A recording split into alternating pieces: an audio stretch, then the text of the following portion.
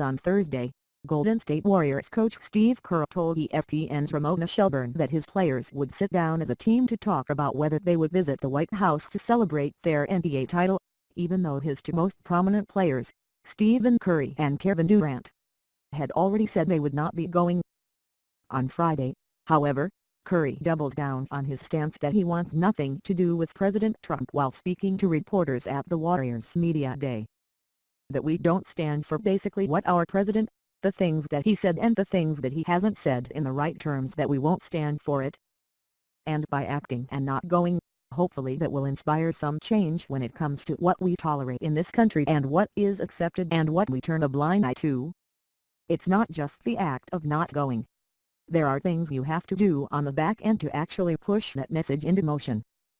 You can't talk about all the different personalities that have said things and done things, from Colin Kaepernick to what happened to Michael Bennett, to all sorts of examples of what has gone on in our country that we need to kind of change. And we all are trying to do what we can, using our platforms, using our opportunities to shed light on that. I don't think us not going to White House is going to miraculously make everything better, but this is my opportunity to voice that perspective. Stephen Curry has long been reluctant to speak out. Then along came Donald Trump. It never was truly clear whether Trump had formally invited the Warriors to the White House. Shelburne reported Thursday and repeated Saturday that the team had not received an invitation, but Saturday morning, the president said the team, or at least Curry, is not welcome because of the comments. Friday, it was the second time in about 12 hours that Trump had stuck to sports. In a speech Friday night in Alabama, he brought up the national anthem protests being staged by NFL players, without mentioning anyone by name. Wouldn't you love to see one of these NFL owners, when somebody disrespects our flag, to say, "Get that son of a b*** off the field right now, out. He's fired. He's fired," Trump told the crowd. Trump turned sports into a political battleground with comments on NFL and Steph Curry since Trump took office in January.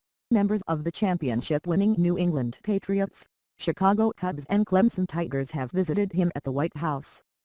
Patriots owner Robert Kraft has been a long-time Trump supporter and donated $1 million toward his inauguration.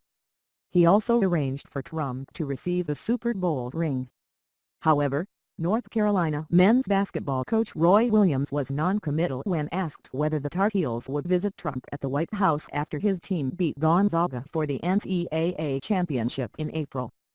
Dawn Staley, coach of the NCAA champion South Carolina women's basketball team, said she would go to the White House if an invitation was extended, though she would give her players the option of not going. LeBron James commented on the matter later Saturday with a few pointed shots at President Trump, and Ayesha Curry, Stephen Curry's wife, responded to Trump's tweet with one of her own. "We've reached out to the NBA for reaction to Trump's tweet, and we'll update this post when we hear back."